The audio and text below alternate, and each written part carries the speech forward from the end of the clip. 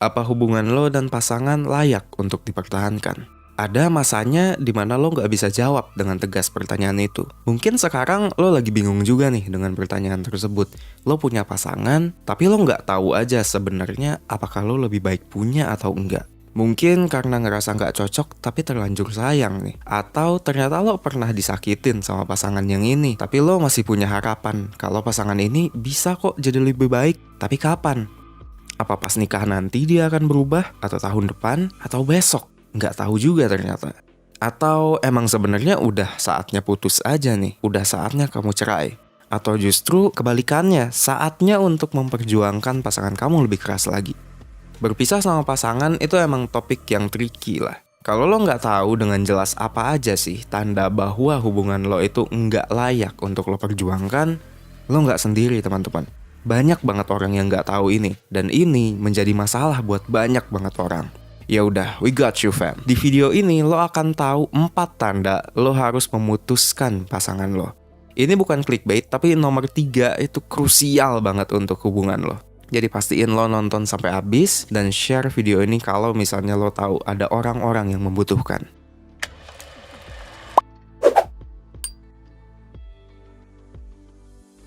Nah, di video beberapa minggu yang lalu, kita sempat ngebahas nih soal hasil penelitian dari John Gottman.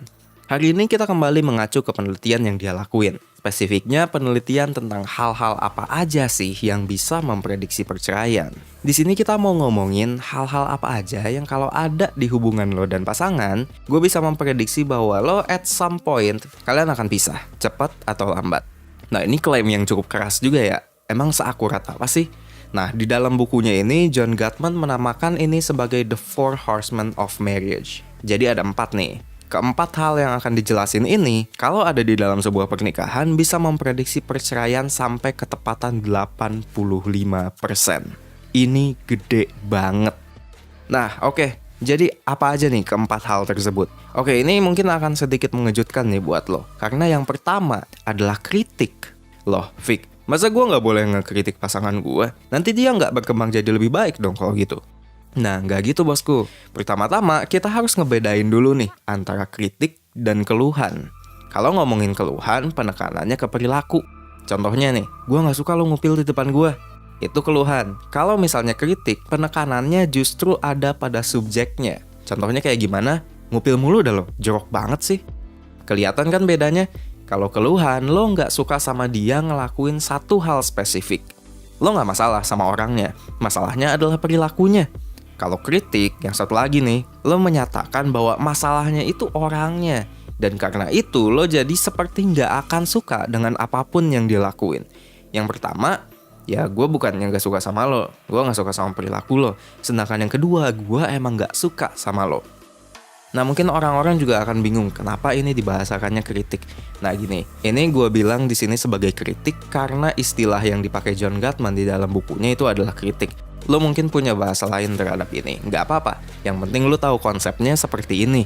Complain is fine sebenarnya di dalam sebuah hubungan dan bisa sehat gitu dalam sebuah hubungan karena kalian mengembangkan hubungan kalian.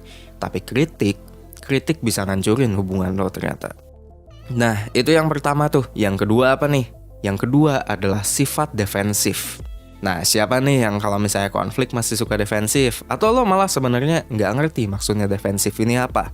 Lo mungkin pernah ada di dalam keadaan disalahin nih. Mungkin lo nggak sengaja ngelakuin kesalahan dan pasangan lo tahu. Terus dia mengkritik lo akhirnya.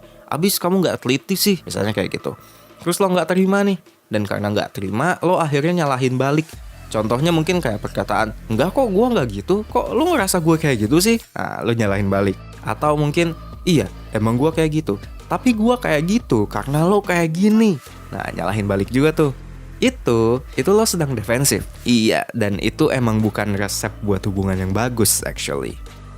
Nih mas mbak ya, hubungan lo itu bukan pertandingan sepak bola. Nggak usah serangan balik. Tahu nggak sih apa yang dibutuhin di sini? Kedewasaan. Cuman butuh satu aja belah pihak buat lebih dewasa sedikit buat ngeredain masalah. Caranya gimana? Iya sih, gue nggak teliti, maaf ya. Atau, iya nih, gimana sih caranya supaya gue bisa lebih teliti? Nah, oke, itu yang kedua. Nah, kita udah masuk yang ketiga nih, dan yang ini harus dapat julukan spesial sebagai pembunuh hubungan asmara. Yang ketiga adalah penghinaan. kita udah masuk ke ranah yang lebih sadis nih dibandingin dengan perilaku-perilaku sebelumnya. Buat kalian yang sekarang masih pacaran, kalau dalam penyelesaian masalah, salah satu dari kalian melakukan penghinaan, misalnya ngeluarin ejekan sarkas atau ngeremehin profesi, ngejelekin fisik, that's a big red flag. Kalau misalnya udah mulai ada penghinaan, udahlah, lo pasti cepat atau lambat akan pisah.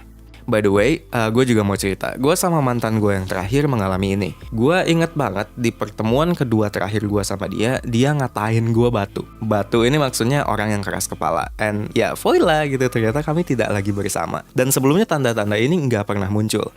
Tapi ketika muncul satu kalinya, itu langsung membuat hubungan kita itu langsung down abis. Ya nggak apa-apa, itu gue curhat sedikit aja. Tapi ya udah, kalau itu kan cuma curhat selentingan dan cerita dari satu orang doang. Ya lu nggak bisa langsung percaya dong sama cerita satu orang gitu. Ada berapa case coba yang lu lewatkan kalau misalnya lu cuma percaya sama cerita satu orang. Tapi lo harus merhatiin apa yang dibilang sama our Lord and Savior Gottman. Penghinaan adalah prediktor terbaik dari perceraian. Dan di penelitiannya dia bahkan enggak menemukan penghinaan sedikit pun di pernikahan stabil dan bahagia. Dan ini gue mengutip pernyataan dari Gottman di bukunya. Yang perlu diperhatiin, prediktor terbaik perceraian itu penghinaan. Di pernikahan yang bahagia dan stabil, ketiga perilaku selain penghinaan itu masih muncul. Tapi memang secara signifikan jauh lebih sedikit dari biasanya, dan biasanya cepat diperbaikin ketika muncul. Jadi, semua orang mess up di waktu-waktu tertentu dalam pernikahan. Tapi penghinaan ini spesial. Jumlah penghinaan di pernikahan yang stabil dan bahagia itu 0. Nah, jadi kesimpulannya apa? Jadi, kalau lo atau pasangan lo melakukan penghinaan, bye, just run. Blokir itu orang dari sosmed lo, dia nggak pantas buat lo.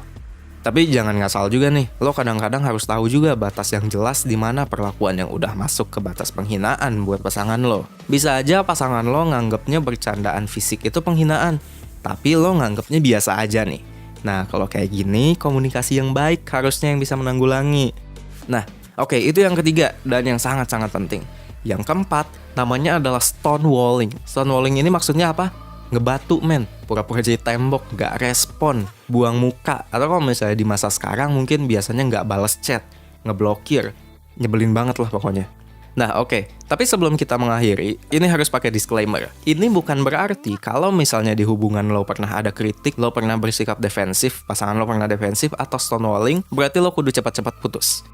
Enggak gitu. Seperti yang tadi ada di kutipan, sebenarnya ketiga hal itu ada-ada aja di hubungan bahagia. Tapi lebih jarang kejadian, dan kalau terjadi, langsung coba dibersihin gitu istilahnya. Jadi ketika lo ngelakuin 3 hal ini, misalnya lo kelepasan, mengkritik pasangan lo, jangan lupa buat minta maaf secara spesifik.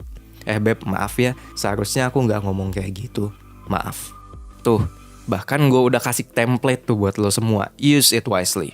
Nah, tapi ketika dari salah satu pihak udah nggak ada usaha buat mengurangi 3 perilaku tersebut, dan atau bahkan sudah mulai melakukan penghinaan, udah saatnya ngeblokir kontak dan install dating app.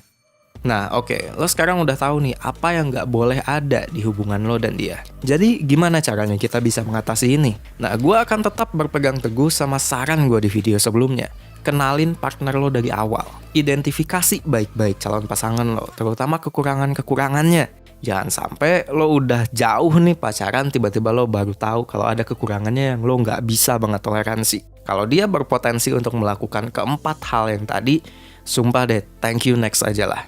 Nah, kalau ternyata masalahnya di lo nih, ternyata gimana? Gua nggak bisa pungkirin bahwa emosi itu bisa jadi ganggu banget. Tapi yang lo harus pikirin juga adalah ada cara yang lebih pantas, waktu yang lebih tepat, dan konteks yang lebih pas buat lo mengungkapkan emosi lo. Lo sekarang udah tahu nih apa aja yang harus lo lakuin dan gak boleh lo lakuin supaya bisa punya hubungan yang menyenangkan. Sekarang lakuin itu, bikin hawa-hawa positif di hubungan lo. Berprasangka baiklah sama pasangan lo, kasih pasangan lo kepercayaan, jauhin mengkritik, nyalahin balik, ngebatu, apalagi ngehina pasangan. Jangan sampai lo kehilangan seseorang yang layak dipertahanin. Nah, kalau misalnya lo masih khawatir juga dalam ngebuat keputusan soal hubungan lo, atau mungkin tips gimana caranya mengakhiri hubungan yang baik, karena kayaknya cukup banyak yang punya masalah seperti itu, lo bisa banget minta pendapat dari mentor hubungan asmara di 1%. Infonya udah gua taruh di description box dan comment section. Buat info lebih lanjutnya, lo bisa akses Instagram kita di 1% official. Ya udah, itu aja dari gue. Semoga panduan ini bisa ngebantu lo memutuskan apakah hubungan lo itu layak dipertahanin atau enggak. Jangan lupa, lo selalu berdaya. Lo bisa take action seberat apapun lo pikir keadaan lo sekarang. Gue Vicky, see you in the next video.